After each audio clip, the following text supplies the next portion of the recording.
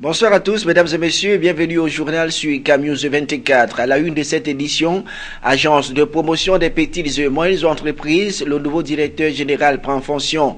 Jean-Marie Louis Mbadga vient d'être installé dans ses nouvelles fonctions par le ministre des petites et moyennes entreprises, de l'économie sociale et de l'artisanat, Laurent Serge Etundingwa. Et puis concertation au ministère du Commerce, le ministre Luc Magloire Mbadga Tangana vient de rencontrer à Yaoundé les opérateurs économiques des filières des produits de grande consommation. C'est en vue de préparer la rentrée commerciale à l'approche de la rentrée scolaire prévue pour le 7 septembre prochain. Mesdames et messieurs, c'est tout pour les titres. Le développement dans un instant seulement. Une fois de plus, bienvenue au journal sur Camnews 24. Faciliter le transit inter-État entre le Cameroun, le Tchad et la République centrafricaine, tel est l'objectif de la deuxième réunion des directeurs généraux des douanes de ces trois pays que vient d'abriter la capitale économique. Les assises d'une durée de 2 jours ont été clôturées avec des recommandations fortes allant dans le sens de l'amélioration du climat des affaires entre ces trois pays. C'était en présence du gouverneur de la région du littoral, Joseph Betty Assomo, représentant le ministre des Finances. Le compte rendu de ces travaux, c'est dans cet élément. 21 recommandations au total ont été formulées au terme de la rencontre qui vient de réunir à Douala les directeurs généraux des douanes du Cameroun, du Tchad et de la République centrafricaine. Toutes vont dans le sens de l'amélioration du transit des marchandises entre ces différents pays. Il a fallu 2 jours d'intenses travaux aux directeurs généraux des douanes des pays suscités ainsi qu'aux experts pour parvenir à une conclusion qui fasse l'unanimité. Cette unanimité a été matérialisée par la signature et l'échange des actes entre les directeurs généraux des douanes des pays concernés. En plus des discours, la cérémonie de clôture des assises de Douala a été ponctuée par un échange franc entre les hommes des médias et les directeurs généraux des douanes des 3 pays. De ces échanges, les hommes des médias ont été édifiés sur plusieurs points, notamment sur la situation sécuritaire sur le corridor Garoua-Boulaye-Bangui, le retard accusé dans la mise en place du système Nexus Plus au Tchad et en République centrafricaine, plus encore sur l'affaire des 3000 containers dédouanés et bloqués au port autonome de Douala. À cette préoccupation, la directrice générale des douanes de la République centrafricaine et celle des douanes camerounaises ont apporté un démenti en parlant plutôt de 900 containers, donc 152 pour la République centrafricaine et le reste pour le Cameroun et le Tchad. Rappelons que c'est pour faciliter le mouvement des marchandises en transit au Cameroun que cette rencontre a été initiée. Les goulots d'étranglement étant identifiés au cours de cette concertation, il ne reste plus qu'aux principaux acteurs de passer aux actes concrets sur le terrain. C'est avec un air d'espoir de voir les échanges commerciaux entre le Cameroun, la République centrafricaine et le Tchad reprendre leur vitesse de croisière que le gouverneur de la région du littoral, Joseph Betty Assomo, a mis un terme aux travaux de Douala. Impact de la sous-tarification automobile sur le marché d'assurance camerounais, c'est le thème fédérateur du séminaire de sensibilisation à l'intention des compagnies d'assurance qui vient de se tenir à Douala. Les travaux d'ouverture du séminaire ont été présidés par le secrétaire général de la région du littoral, Étienne Ludovic Ngwa. Reportage Eric Ticheux et Josué Ngonga. La ville de Douala, de par son poids économique, se présente comme la locomotive du secteur des assurances au Cameroun. Malheureusement, c'est une pratique qui n'honore pas la profession, à savoir le phénomène de la sous-tarification perdure surtout dans le domaine de l'assurance automobile. Cette gangrène plombe les efforts du gouvernement dans la lutte pour l'atteinte des objectifs consignés dans le document de stratégie pour la croissance et l'emploi.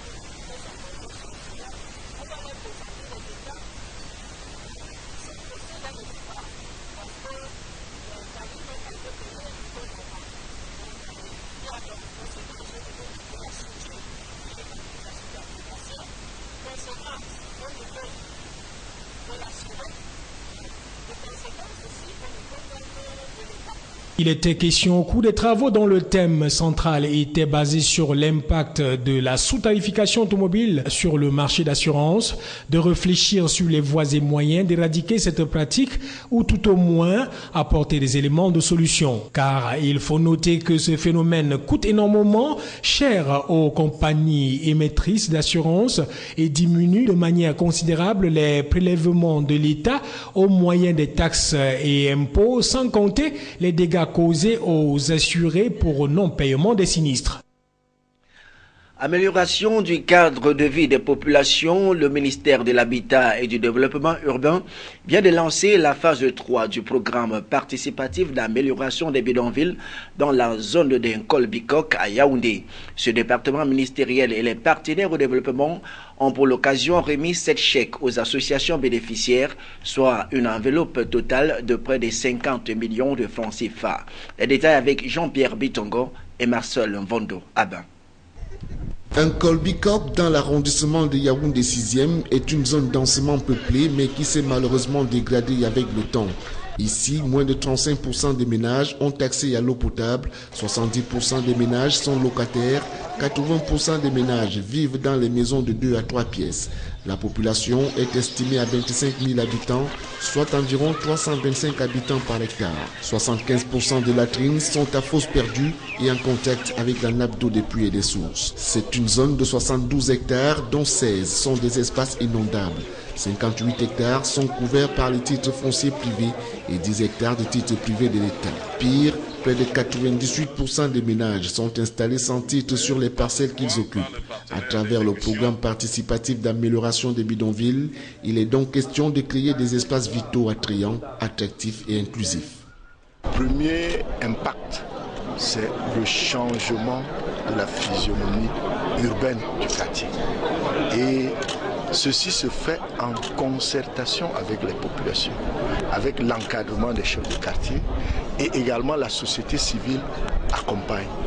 Et les projets qui sont identifiés par les populations et mis en cohérence sur le plan technique par les experts du ministère de l'Habitat et du Développement urbain, le PNUD et ONU Habitat. Outre les actions à court, moyen et long terme, il y a celles prioritaires visant l'amélioration des conditions de vie des populations, d'où l'octroi de ces fonds. Pour le moins, le programme participatif d'amélioration des bidonvilles, dont le budget d'investissement global pour 2015 s'évalue à près de 390 millions de francs CFA, est mené en même temps que d'autres initiatives du ministère de l'Habitat et du Développement urbain, notamment le projet de développement des secteurs urbains et de l'approvisionnement en eau potable. Concertation au ministère du Commerce, le ministre Luc Magloire Mbargatangana vient de rencontrer les opérateurs économiques des filières de produits de grande consommation. C'est en vue de préparer la rentrée commerciale à l'approche de la rentrée scolaire prévue pour le 7 septembre prochain. Il est question d'accompagner les parents et les élèves à mieux faire face aux nombreuses contraintes qui leur incombent. Une fois de plus, le reportage de Jean-Pierre Bitongo et Marcel Vondo Abin.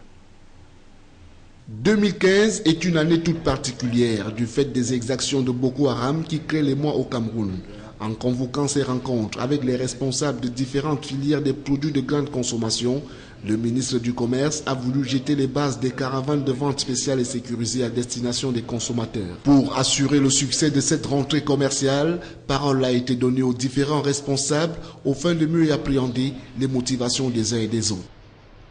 Nous souhaitons que les opérateurs économiques accompagnent les parents, que leur tâche d'encadrer les enfants soit supportable dans ce contexte de lutte contre le terrorisme. Vous connaissez comment ça se passe aujourd'hui. Les mouvements sont restreints, les libertés publiques et individuelles sont restreintes par rapport au voyage. Les gens voyagent moins maintenant. Nous souhaitons que les opérateurs économiques aillent trouver les parents là où ils sont pour pouvoir faire leurs achats. Pour le moins, cette rentrée commerciale vise à rendre les produits de grande consommation disponibles en se rapprochant des consommateurs. Nous voulons faire comme les élèves, comme les fonctionnaires, les travailleurs, effectuer nous aussi notre rentrée Quand je dis effectuer notre rentrée, ça signifie repartir avec un esprit nouveau, des résolutions nouvelles, avec un objectif. L'élève reprend les classes avec le souci de pouvoir passer en classe supérieure. Concernant le livre scolaire, Luc Bagloa Mbarga Tangana affirme que toutes les dispositions ont été prises pour qu'il n'y ait pas de problème. Se rendre disponible, rendre les produits disponibles. Les rendre disponibles en nous rapprochant le plus possible des consommateurs, mais également en attirant les consommateurs, en stimulant la production, en la stimulant par la pratique, tout simplement du juste prix. Il ne s'agit pas de faire du dumping. Le souhait est donc qu'il y ait juste une concurrence saine et loyale, une opportunité aussi pour les opérateurs économiques de pouvoir écouler leurs marchandises au meilleur prix avant les dates de péremption. Agence de promotion des petites et moyennes entreprises, le nouveau directeur général prend fonction. Jean-Marie-Louis Badga vient d'être installé à Yaoundé par le ministre des petites et moyennes entreprises, de l'économie sociale et de l'artisanat. Au tout nouveau directeur général, Laurent Serge Etundingwa a prescrit une franche collaboration avec les autres structures d'encadrement des petites et moyennes entreprises. Le compte rendu de Salomon Fouet et de Joseph Ateba. C'est un ingénieur de la statistique, un produit de l'Institut sous-régional multisectoriel des technologies appliquées de planification et d'évaluation des projets de Libreville au Gabon. Jean-Marie Badga, installé ce 21 août 2015 par sa tutelle, est le tout nouveau directeur général de l'Agence de promotion des petites et moyennes entreprises, nommé par décret présidentiel du 10 décembre 2014. Dans le contexte camerounais, les petites et moyennes entreprises représentent 87% des unités opérationnelles avec une contribution significative à la consolidation du produit intérieur brut et à la résorption du chômage. C'est conscient de ces enjeux que le ministre Laurent Serge Etundingwa a prescrit au nouveau directeur général un objectif de compétences encadré par une ouverture d'esprit et une franche collaboration avec les autres structures d'accompagnement des PME. La PME, c'est le formateur. C'est l'encadrement technique, c'est la recherche des financements, c'est la création des entreprises à travers les start-up, dans les pépinières d'entreprises, dans les incubateurs. Tout ça, c'est la PME. C'est d'ailleurs une tâche immense et très exaltante. Nous souhaitons que le directeur général, qui est un travailleur reconnu, continue dans la même lancée et que Dieu lui donne la santé pour pouvoir y arriver. Né le 25 août 1960 à Douala, Jean-Marie-Louis Badga est originaire du Nyong-Ekeli, dans l'arrondissement de Bodmakak, région du Centre.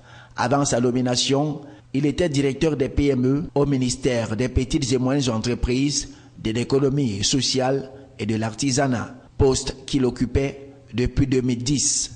Il est à rappeler que l'agence de promotion des PME, créée en avril 2013, est une structure d'accompagnement des petites et moyennes entreprises qui ambitionne de devenir un levier important de l'émergence du Cameroun. À ce titre, elle a pour mission la facilitation de création de nouvelles PME, le renforcement des capacités managériales des responsables des petites et moyennes entreprises, la mise en place d'une banque de données de projets à la disposition des promoteurs des PME, la mise en place d'un observatoire des petites et moyennes entreprises, la facilitation de l'accès des PME au marché et l'exécution des programmes élaborés avec le concours des bailleurs de fonds.